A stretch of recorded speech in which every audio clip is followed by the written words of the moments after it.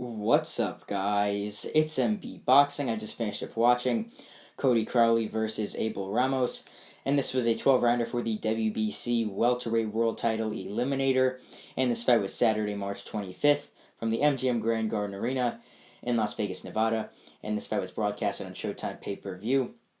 And in this fight, Cody Crowley was able to get a majority decision victory over Abel Ramos, and I personally scored this bout 116 to 112 in favor of Cody Crowley. The three judges scored this bout 114, 114, a draw.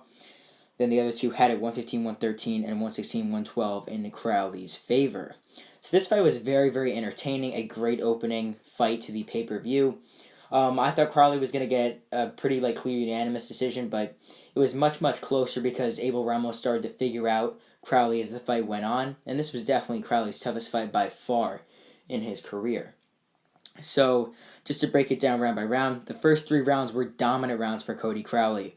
He was just sticking and moving. I mean, he was getting out of the way of Ramos' shots. Ramos wasn't really throwing much back. He was coming forward, pressuring Ramos, eating him alive on the ropes, throwing big combinations, and he clearly dominated the first 3 rounds. But then in the 4th round, Ramos started to counter Crowley and started to really figure out Crowley's game plan, start to time his shots, and land some nice uppercuts. So that was a good 4th round from Ramos. Then round number 5, this was also a really, really close round that could have went either way. The 5th round could have went either way. I just edged it to Crowley, but it was a really, really close round. But then round 6, 7, and 8, those were a sequence of rounds in sort of the middle of the fight where I thought Crowley sort of shined a bit. He started to pick it up a bit more. Ramos started to slow down since those 4th and 5th rounds where he had a good performance in, and Crowley picked up that 6th, 7th, and 8th respectively with his great inside fighting. And he didn't really get hit in those rounds that much as he did in those rounds before. Then in round number 9, this was a round I did edge to Abel Ramos, and same with the 10th round. Those were rounds where Ramos started to break distance from Crowley, and he started to sort of gauge his distance instead of just trying to trade with Crowley on the inside, which wasn't smart earlier on because he was getting hit with a ton of shots. But instead, Ramos started to break the distance, throw uppercuts on Crowley, and tag him and back him up a little bit. But the rounds were still close nonetheless, but Ramos definitely performed better in rounds 8 and 9. And I guess you could say the same could be said for the 9th and the 10th, I should say. Those were the rounds I did give to Ramos, where he started to pick it up and started to land better counters. But then around number 11, this was the most intriguing round of the fight because Crowley was winning the round seemingly until Abel Ramos landed a massive straight right on Crowley that sort of buckled him a bit, and it looked like Crowley was a bit stunned. And then a few seconds later, Crowley got hit with another big right hand that sent him nearly down to the canvas. At first, it looked like his gloves just brushed on the canvas, so the referee called it a knockdown in the moment. But then, when the round ended, Crowley obviously, he was still debating that it wasn't a knockdown. Then they went to replay in Nevada, because Nevada does have replay, and they overruled it and declared that it was not a knockdown. Which, over review, I definitely saw that it wasn't. So I think it was the right call from the Nevada State Athletic Commission to overrule it.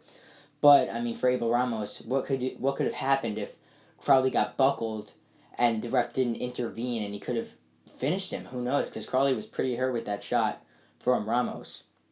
Then around 12, this was a very, very close round. Cody Crowley, he did a bit better, I guess you could say, picking his shot. So I guess you could say the round was just edged in favor of Crowley. But it was definitely a competitive round. So overall, when it comes to the scoring, I mean, I don't really have any problem with the scoring. There was a few close rounds in there that I gave to Crowley that I guess you could say could go in Ramos' favor.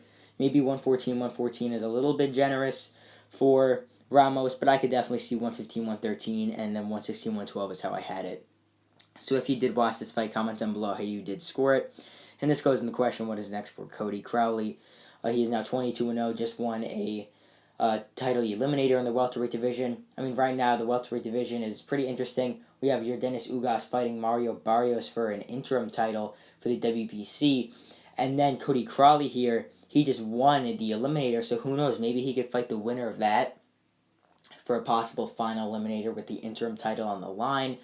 Or Cody Crowley could go somewhere else, maybe fight Jaron Ennis for Ennis's interim IBF title. I mean, who knows? That could definitely be made because both are undefeated. Both are part of PBC and Showtime.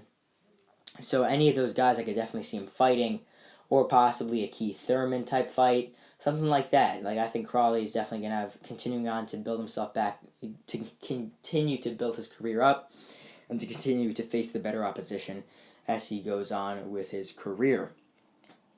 But as for Abel Ramos, losing here for the 6th time in his career, I mean, he put up a very good effort. I thought he was going to lose much more clearly. He put up a great fight, almost dropped Crowley.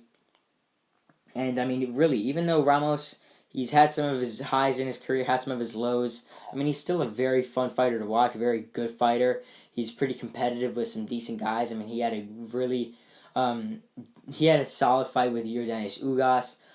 Here he fought pretty well with Crowley. He knocked out Brian Perella with just like a second remaining. I mean, he's a very fun fighter to watch. He also stopped Omar Figueroa Jr. So overall, he's a very solid fighter, and for him, I want to see him continue on to fight on these pretty big Showtime cards.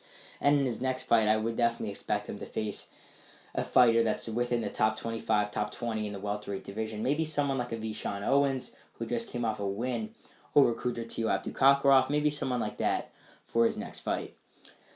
So overall, Cody Crowley defeats Abel Ramos by a majority decision in a very fun and action-packed fight to win the WBC welterweight world title eliminator.